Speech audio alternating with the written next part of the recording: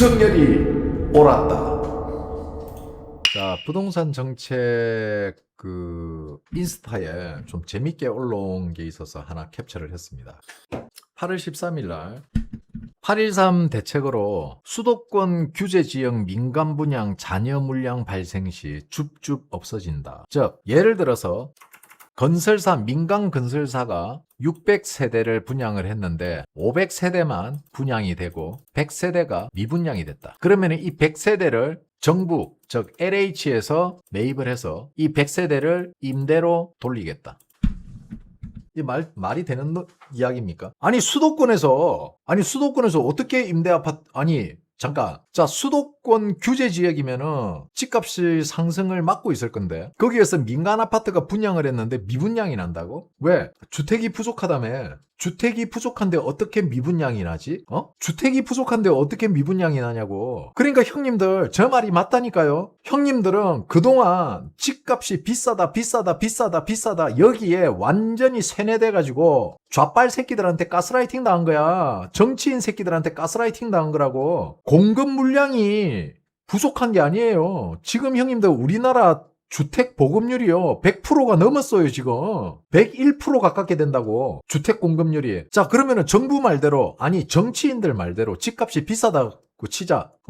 특정 지역이잖아. 여기는 수도권이잖아, 수도권. 집이 없다며. 근데 없는 집이 왜 씨발 미분양이 나냐 말이야, 내 말이. 논리적으로 말이 안 되잖아. 집이 부족하니까 집값이 비싸지는 거고. 그런데 미분양이 왜 나? 애초에 그게 헛소리였다는 거야. 집값이 비싸서 집을 못 사는 게 아니고 애초에 집 살 능력이 안 되는 거야. 이게 현실이에요. 내 집을 사기 위해서는 좋아. 10억짜리 집을 사기 위해서는 못해도 4억이나 5억을 손에 쥐어야 살 수 있죠. 그죠? 그러면 그런 사람이 어디 있습니까? 4, 5억짜리 전세 사는 사람들이 그런 집을 살 수 있는 능력이 된다고 생각하죠. 근데 그 전세를 사는 사람들의 70%가 전세자금 대출로 90%를 대출을 받아 살고 있는 사람이야. 5억짜리 전세면은 4억이 대출이라고. 가진 자산이 1억밖에 없어. 근데 뭔 집을 사? 그 전세자금으로 자기 자산을 늘려서 상위로 업그레이드하고 올라갈 생각 안 하고, 전세 자금 대출 받고 나머지 돈은 뭐 버는 거 족족이 텐트나 사고,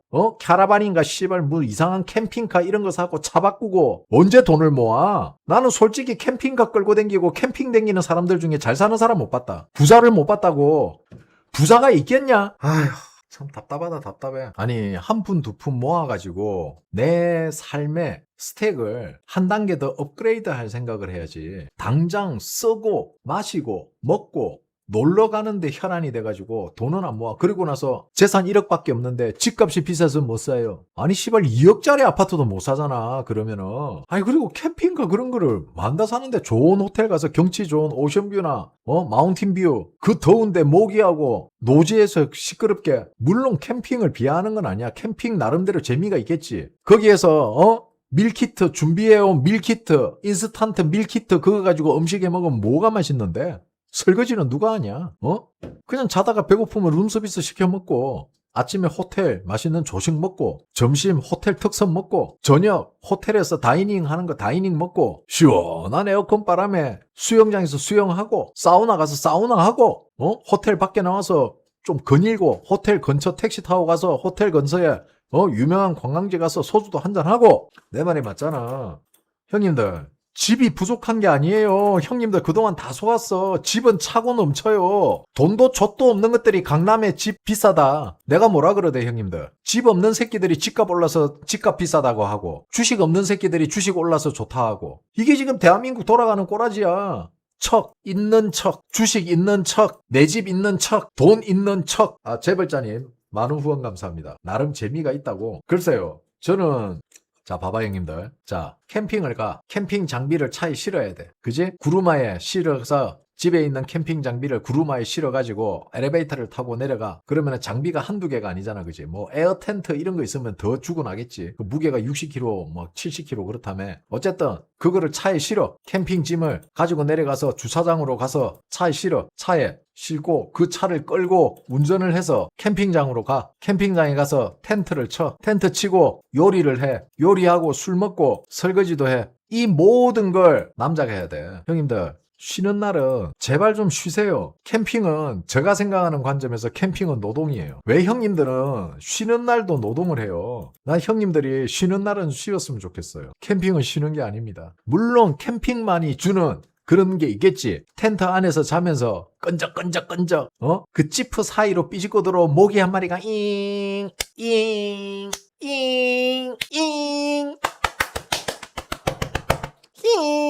돌아버린다 진짜. 그놈의 모기는 잡히지도 않아. 그래서 저는 캠핑을 안 좋아합니다. 저는 형님들 딱 일어났을 때 몸이 뽀송뽀송해야 돼요. 일어났는데 몸이 끈적이거나 막 이런 게 싫어 나는. 물론 캠핑 좋아하시는 분들은 좋아하시겠죠. 근데 저는 그 캠핑의 매력을 못 느끼겠어요. 이거는 노동입니다. 제가 생각하는 캠핑. 글램핑장도 있다. 아니 그러니까 나는 그러니까 형님들, 나는 이 캠핑이라는 게 그게 어릴 때는 좋았거든. 어릴 때는 뭐 그런 게 없잖아, 그지? 근데 나이가 들면서 캠핑이라는 게 노동으로 오더라고. 몰라, 뒤늦게 이제 캠핑의 재미를 아신 분들은 봐봐, 캠핑이라는 거는 지속성이 없어요. 나는 캠핑 5년 이상 다니는 사람을 본 적이 없거든. 그런데 10년 동안 뭐 호텔이나 아니면은 그걸 뭐라 하지 우리 하숙집 같은 거, 펜션, 호텔이나 펜션 이런 거 잡아서 놀러 다니는 부부들은 10년 넘게 다니는 부부들은 많이 본다고. 그러니까 이게 지속성이야, 지속성. 나는 그런 지속성을 이야기하거든. 그리고 전문 캠퍼들은 어떠냐면은 짐이 최소화되어 있어. 캠핑 가는데 몇 개 없어, 짐이. 진짜 간단하게 챙겨가더라고. 그리고 나머지는 먹을 거야. 근데 캠핑도 가보면 있잖아. 존나 웃긴 게 뭔지 알아요, 형님들? 내 주위에 캠핑하는 이제 있어 한 놈이. 캠핑도 자랑질이야. 캠핑도 자랑질이야. 캠핑 뭐 텐트 메이커가 뭔지, 뭐 가스레인지 메이커는 뭔지, 그래, 장비 자랑. 어깨 힘주면서 내 캠핑카는 어떻는데 네 캠핑카는 어떻니? 캠핑 가끔 1년에 한두 번 정도는 가면 재밌어요. 그런데 취미가 있잖아. 직업이 되면 안 돼. 취미가 직업이 되면 안 돼. 취미는 말 그대로 가끔 몇 달에 한 번 정도 정말 각 잡고 시간 내서 정말 장비 제대로 딱 챙겨가 진짜 야생 그런 캠핑 할만하지. 근데 이걸 매주 한 달에 한두 번은 무조건 가는, 그거는 이미 취미가 아니야. 그건 의무적으로 가는 거라고. 이 캠핑이, 제가 왜 캠핑을 더 부정적으로 보냐면은 이 캠핑이 시작된 게 욜로 때문에 시작된 거예요. 욜로 붐을 타면서 캠핑이 시작됐고, 이게 그 계기가 있어요. 모 방송에서 부자 애기들이 호텔에서 여름에 호캉스를 한다. 그래서 그 대안으로 우리는 그렇게 부유하지가 못하니까 캠핑으로 야외로 나간다. 그래서 한강 캠핑장이 좋다. 아이들이 즐거워한다. 이게 스타트였어. 이게 스타트였다고. 이게 오래됐어요. 이게 스타트였고 마침 코로나가 터진 거야. 그래서 그때 당시 캠핑 붐이 확 일었어요. 그래서 캠핑에 너도 나도 목매던 시절이 있었다고. 근데 우리나라 시장에서 이 캠핑이 변질되기 시작합니다. 장비빨, 장비자랑. 야, 니 차 뭔데? 내 차 BMW 아이가, 나는 벤츠다. BMW는 핸들링 아이가. 차 타는데 맨날 핸들링 하면서 코너 60으로 도는 그게 무슨 핸들링. 차는 승차감이지. 이 자동차 자랑에 대한 차부심이 그대로 캠핑으로 옮겨갑니다. 그래서 캠핑 시장이 완전히 호황을 누렸죠. 근데 현실은 어떻다? 당근뿐만이 아니고 캠핑 중고용품점에 중고가 차고 넘쳐납니다. 이게 전부 다 형님, 내가 이야기하잖아. 이게요, 좌파들은 끊임없이 돈 들어가는 유행을 만듭니다. 왜? 멍청한 4050 새끼들이 이 유행을 따라가면서 계속 돈을 쓰거든. 돈을 모으질 못해요. 좌파들은 끊임없이 좌파들이 가난해지기를 선동합니다. 캠핑, 집보다는 차, 어차피 비싼 집, 차를 사는 게 낫다. 이거 좌빨들이 선동한 거야. 어중간한 가방 몇 개보다는 똘똘한 명품 가방 하나가 최고다. 그런 식으로 선동해가지고 또 명품 붐을 일으켰잖아. 한때 유행하던 짤이 있잖아. 지하철에 여자 6명이서 쪼로롬이 앉았는데 전부 루이비통 가방 들고 앉아있는 거. 그렇지. 이거는 자기네들이 끊임없이 소비를 자극해서 그 사람들이 돈을 쓸 수밖에 없게 만드는 거야. 그리고 정작 지들은 가난해. 돈이 없어. 그럼 어떻게? 대출을, 카드. 왜 좌파들이 가난한지 알겠지? 자, 내일 점심에는 진짜 재밌는 이야기가 기다리고 있습니다, 형님들. 내일 중국, 미국, 한국 이야기 다 섞였어요.